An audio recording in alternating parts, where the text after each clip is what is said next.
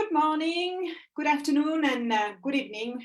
Today is Monday. Welcome back on Isabelle's talk show. And today I've got as a guest Daisy Hilbrands, and she's traveling at the moment. She's in Spain, and she will explain a little bit to us why she's in Spain. And but before we start, and welcome Daisy, welcome back, because you've been on our talk show, my talk show before, so welcome back. So I'm just going to introduce Daisy. So Daisy is Danish and she lives in Berlin, but she's in Spain at the moment. And when she's not traveling in her van with her cat, she enjoys deep conversations, having guests for dinner and art, both looking at it and creating it herself. And at the moment, she is traveling. She's passionate about communication, and that's why she decided to set her transformative coaching practice to support teams and organizations on their individual and shared path towards better interaction and effective collaboration. So thank you, Daisy, for being here today. And I know you've been traveling and you went to France as well. That's why you said yes. And today you're going to talk about art coaching, something which is really close to my heart, because I like painting, I like drawing, and I think art is very beneficial for people, and if we use it as well through coaching. So tell us a bit more about what you feel about art coaching. I know you use it in and you do workshops and as well with your clients on a one-to-one. So tell us about the benefits of art coaching. Yeah, one of the things I like about art coaching, when you talk about normal coaching, then that is a conversation, it is to a certain degree a guided conversation, where when you put in the element of using art instead, a way of doing it, just for everybody to understand. One of the tools I'm using is if my clients are feeling blocked in finding a solution to a problem, I ask them to draw what is standing in their way. And what happens when you start drawing, it is that you are using other neurologic paths in your brains than when you speak. So it becomes more intuitive when you do a drawing of what is standing in your way. And sometimes you will see things you were not aware of was standing in your way, or you can suddenly see a solution you couldn't think your way into. So that's why I like to use art as a tool in my coaching. It's also what you say beneficial in the way of when we do draw. You have a cognitive connection between your brains and your hands. So I don't know if you have ever, I know you draw yourself, but also other things where you are using your hands. For example, for me, it can also be when I'm cooking. And I go and tumble with a problem in my head, and I'm using my hands to do something else. Suddenly a solution I have never thought about just emerge. So there happens something when we are using our hands to something else while we are trying to solve a problem. It's also a little bit the famous one of getting all the great ideas in the shower. Yes. Because you are also stimulating your own body by washing it and touching it, and it just gives your brain some signals who goes in different directions, and suddenly you see the solution. And that's what art coaching can do also. Yeah, and as well, sometimes when, and I know you deal with introverts, that's people who can put a word on the situation or will grow, and suddenly it will come clear about what the situation is, and as you were saying about the solutions, and people being shy as well, just by drawing using different colors and symbols can just express themselves, and then afterwards talk about the drawing, why they actually use that color, why they use the tree, what is the symbol behind it. So it's a way as well to express themselves in a different way. Yeah, and also one of the benefit of doing something created is that it does release an amount of dopamine to your brain, and dopamine helps you to relax. So if you are drawing about something who makes you feel stress about the situation, your dopamine level will rise, and your serotonin, who is the stress hormone, will go lower. So you're also putting yourself in a situation where you are lowering your stress, and that can be very beneficial, especially if what you are drawing about is complicated or something where you feel a little bit lost. Or the emotions, for example, just by getting rid of, I don't know, anger, sadness, and just start drawing or doing some different exercises to release that emotion and just, as you say, increase the dopamine level, and then relax and disconnect as well, to have the opportunity to sit in a different way. So yes. Yeah, definitely. One of the tools I'm using myself, that is what is called mindfulness doodling. So what I do is I do a lot of scribbles that doesn't look like anything, and then I color each field afterwards in different colors within the line, so quite concentrated.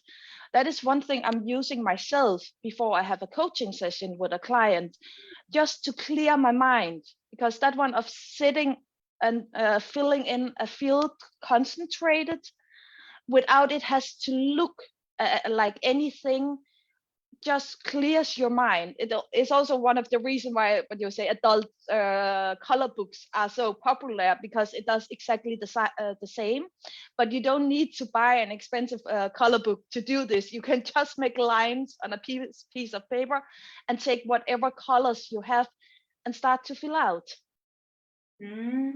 Yeah, I mean, the fact as well that we concentrate on the drawing or coloring, we, as you say, we are in the mindfulness space, because we are in the present. We just concentrate, and I've done it, and sometimes it's like, oh, that's nice, what color am I going to put there?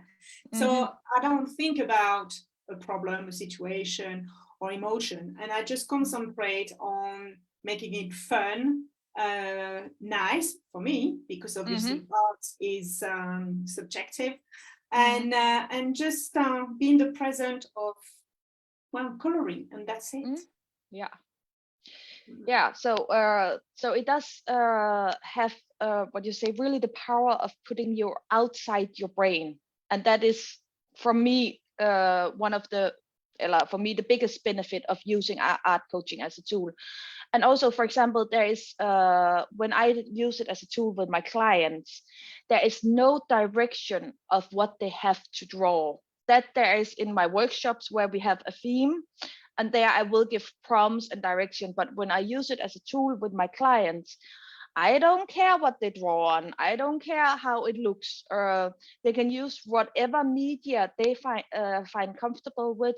And I also don't need to see the drawing, because it doesn't matter what I see in that drawing. That is not what art coaching is about. It is what the drawing is telling the client when they look at it. So sometimes I have clients who are very abstract in what they draw when we have art coaching session, and other times I have clients where they are really detailed in making symptoms and small figures and things like that. And it is what works for you. There is no right or wrong in this, and that is very important to remember. Also, if you think, hey, I can't draw, it doesn't matter. It's not about it has to look like something. It is really of letting go and just see what comes down to the paper. And sometimes when I have clients that are really a little bit locked in the mindset of, hey, I can't draw, so this would not work for me, I tell them to draw with a non-dominant hand, because this is not doesn't have to be perfect. We want to have that intuitive feeling of what comes to you. And drawing with your non-dominant hand allows you self to accept it doesn't look nice, because you can't draw anything nice with your non-dominant hand. It doesn't even right sometimes. So Yeah. yeah, that's a good tip as well. And I always say to my clients, you don't need to be an artist. Just feel it. Just Yes.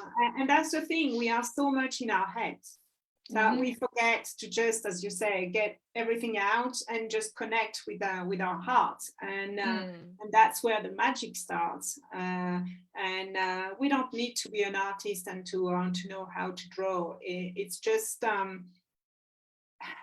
through the drawing, we will express something. And as you say, sometimes we'll be surprised of the results and just say, oh, to see it in paper, not in writing, but actually as a drawing or painting through colors, suddenly it's just like, oh, that's obvious.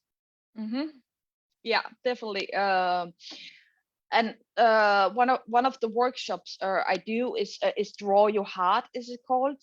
So it's looking into what have shaped your heart. And one of the exercises with having the drawing and looking at the drawing, that is also, what do I have to let go of? Because sometimes we need to let go of something that have shaped our heart, but it's not relevant anymore. And having this drawing of everything that have shaped your heart, you can suddenly see, hey, I'm clinging to something that is not beneficial for me anymore, or is not true anymore. And then this realization comes up when you see it all together. Yeah, that's true. And as you say, because we are releasing something, we are getting rid of something which doesn't serve us.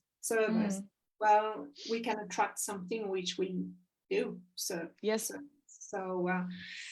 Yeah, it's for me, it's so therapeutic. It's just I could be drawing for hours, forgetting to eat. And sometimes I look at the results and I'm just like, oh, well, I didn't think I was going to do that. Yes. So, and also sometimes I also like, it's another very short exercise. So by the end of the day, think of your day and do a 3-minute doodle. So set a timer for 3 minutes, think about your day and see what emerges from that 3 minutes doodle. And sometimes you really get surprised about, sometimes when I have done it, by the end of the day, I'm sometimes thinking, oh, I'm so tired, I haven't been that productive today. And then I do these little exercises and like, whoa, there was this moment here I forgot in my tiredness by the end of the day. Because when I try just to close my eyes, go into my feeling, focused on the day, then the tiredness I feel in the moment is not where my focus go. Yeah. And as well, it's a type of journaling, journaling yes. With colors and with drawing. So yeah, because we've been talking as well about drawing and painting colors, but journaling as well is part of art. Yes. And the writing, bullet points at the end of the day, and sometimes going back and looking at the different days and just what happened in the week, and, or reading a book, for example, and suddenly something will resonate to what you are going through or what you want to do. So there is dancing as well. I mean, yes, I like dancing. Yeah. And there are some musics we can listen to relax as well. The mood. And I know in your workshops you combine as well drawing or painting and music. Yes, I do. Yeah, and it's also what you say, for my workshop I have, what you say, a choice of, what you say, music. There is quite neutral, so not melancholic, not joyful, but just as a nice relaxing background to the drawing. But yeah, music can be one of the things who can do the same as, for example, art coaching. I have on my playlist, I have a happy song list. So when I need a boost of happiness, I have a list of songs who just makes me happy. And also, when you come into the habit of a little bit of drawing your emotions, because that can also be a thing you can do, you also start to have this connection of your emotion to certain colors. And it's very different from person to person what they connect with different colors.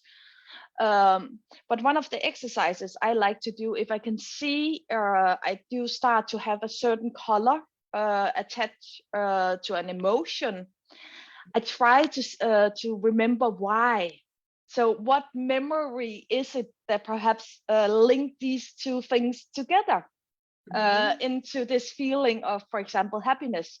And for me, the color of purple and green are happy colors. It is really some who brings me joy. And it is one of the reasons I realized the green, I'm not sure of where it's from yet. Perhaps it's just being out in nature. But my childhood bedroom was painted purple. So it just comes from that feeling of a safeness and coziness that just in my mind over the time connected purple to happiness. Yeah, that's true. That's a good thing. I mean, for me, orange, when I was in my previous life, when I was in sales, that black and red were my colors, like, okay, that I've got a difficult client, I'm going to put red just to build up my confidence. Yeah. I love orange now. I've got orange nearly everywhere in the house. Yeah.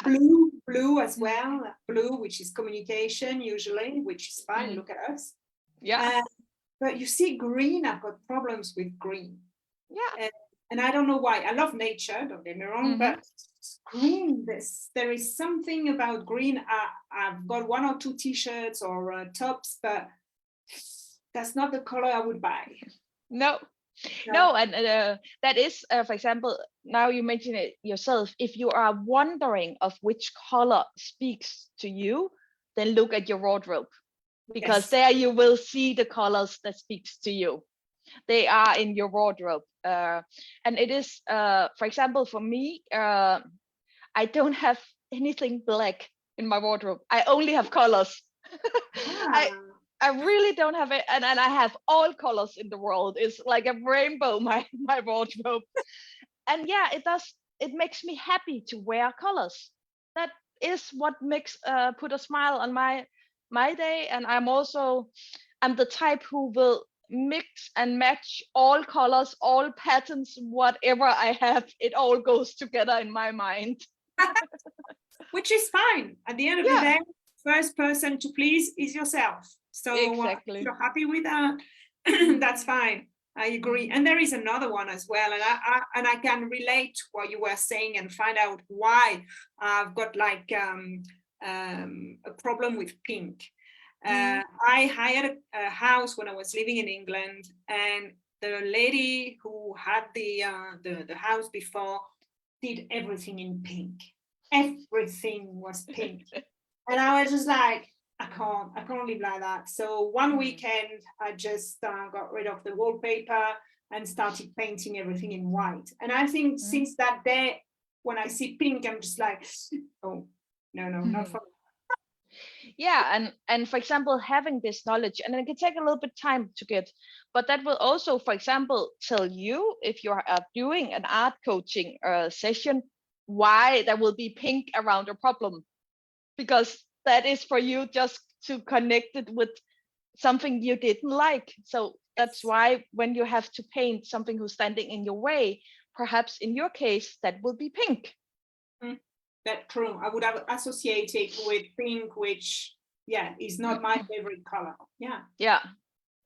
So, uh-huh. and that's also why, for example, like I said before, I never ask if my clients want to share the drawing. That is perfectly fine. I love to see it, but yeah, I never ask to see it because it is their connection. It's not my connection, and we all have our connection to something. So really, for me to really ask the deep questions, that is sometimes easier when I haven't seen the drawing. True. Yeah, so you don't get influenced by the shapes or the colors. Mm-hmm. Yeah. Uh-huh. And that's also why there is no right and wrong, because I'm pretty sure we can find someone else who has pink as their happy color. Of course, Yes. and I'm Yeah. sure, yes. Yeah. That's true. Yeah. So that's also why I think it's important when you go into either an art coaching session or an art coaching workshop, that you really keep that in mind. There is no right and wrong in this. It is what comes to you, because then it is really where you start to dive deep into which things you connect together and can see the connection yourself. Yeah, and you see the connection, and you can. It's a way to express yourself. So and sometimes it comes out differently, or maybe you've got the right symbol or the right color as you would not find the right word. So and accept that, as you say, nothing is perfect. There's no perfection in life anyway. And it's like art, as I said, it's subjective, because you might like a painting and I will look at it and just say, ooh, I don't like it, but that will resonate with with your experience. And that's something I think we need to tell our audience, that drawing, you don't need to be an artist to do art coaching or art therapy exercises, because the aim of our coaching is really to be in a safe space, so where you can be creative the way you want. And that's exactly. the beauty. Be free. And I think that's the thing. It gives you freedom to express yourself the way you want.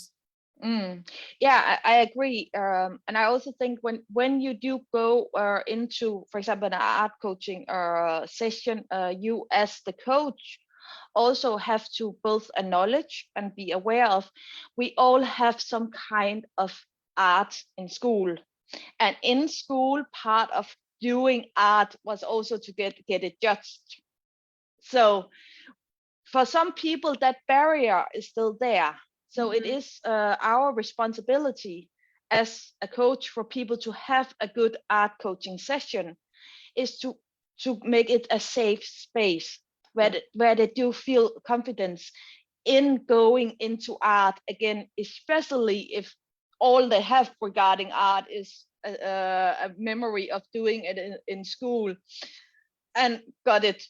Other looked at it and told them, hey, perhaps this is not as it should be, or things like that. And that can sometimes be a little bit of a barrier for some people of thinking when using art as a tool for self-development or mindfulness. And that's also why I recommend, if you are thinking this, I want to try this out, then find some of the mindfulness tools of doing art coaching, or just a mindfulness doodle will be a good word if you want to Google some exercises about it, because a lot of those are not about drawing at all. And they are simple to follow, and that will give you a little bit of a feeling of what it can do for you. What works for you. Yes. Exactly. And yeah, I think at the end of the day, it's good as well to just take 5-10 minutes, 15 minutes, and just do a coloring and what you were saying, because art coaching as well is a way to know oneself better. Yes. Yeah, and one of the also a little bit within the creative space, but a little bit different. One of the tools I'm also using is what is called a vision board coaching. So normally what you can say in a coaching session, you you find the goal for the session, and then I, as a coach, will start asking into that goal to get it more clear and more defined. When I'm doing it a visual coaching session, I stop after the goal is clear. That's the only thing that needs to be clear.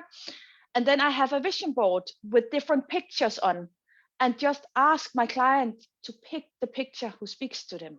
Mm-hmm. And then we talk about why that picture spoke to them. Mm-hmm. And again, it does release another way of how you are thinking about things. And this one doesn't require you to draw. It's just a picture you are picking, and then we talk out of the picture. But it does the same. It is that one of using a visual tool instead of using your words. Yes. It is. And you can get your resources out of drawing, because well, in my case, I use as well the Tree of Life size, and working on self-confidence and self-esteem. By drawing, people are just like, wow, I didn't know I had all those resources. And I'm just like, I'm glad you did rediscover them, because yes. Sometimes we forget and we focus on what's negative. And yeah, I mean, for me, it's really relaxing. And sometimes I just paint and I'm just like, that's not really what I want, but something was, or I did something I shouldn't have. And I'm just like, oh, well, it gives something different to the painting, and why not? Yeah. So, or sometimes I'm just like, what was I thinking when I painted that bit which wasn't supposed to be there? Yeah, exactly. Yeah, and I also think that is one of the important things when you are using to be creative for self-development, or for example, drawing, that is not to start analyzing. So really see if you can put your analytic brain a little bit behind and just do what feels natural. And I am the type myself who has a very analytical brain, so I know the struggle of not trying to analyze. And that's also one of the reasons why I like to put a timer on, because that is, then I know when the timer goes up, and it can be from 3 minutes to 2 hours. But then I know until then, every time there comes a little bit thought of that could look different, or why, then not in this space. In this space is the paper and me. So that can be a tool you can use if you're thinking, hey, I can't put that analytical mind away. Then set a timer, and I recommend starting short, and then just slowly increase it until at some point you will hit that flow, and suddenly the timer doesn't matter at all. That's yeah, because you're allowing yourself to be in your heart instead of your head, within that time. So the rest doesn't count, right? So, and try to find a safe space and silence as well, so you can really connect to your heart and to yourself. That's good with a timer. That's something I've never done, but that's great. So we were talking about safe space, creative.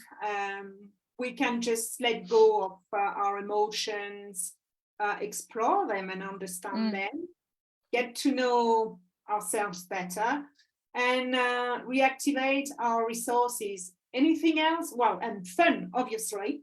Yes, of course. Yes. Of course, that's one of the important parts. It can be very fun. And I said it can be because it is a mindset also doing art.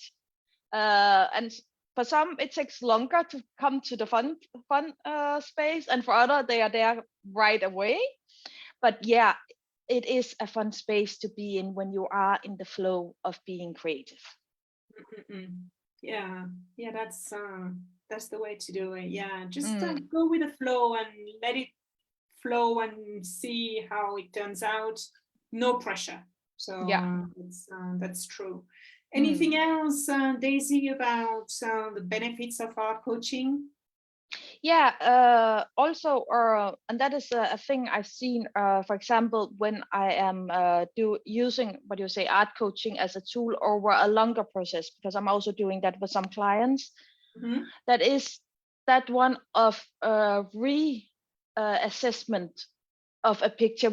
Normally we use the same picture through the whole process, but also drawing more onto the picture or drawing over the picture as things change.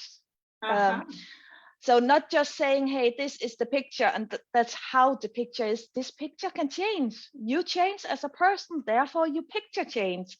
So if you like to use art as a personal development tool, don't be afraid to paint over your pictures. Perhaps it has to look different now than it did a month ago.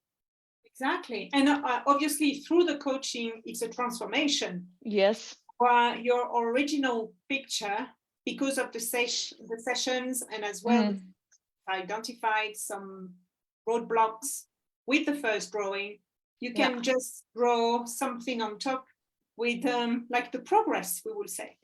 Yeah, exactly. Yeah. So that's fantastic. So well, audience, get your pens and paper and your paint and start doodling and coloring.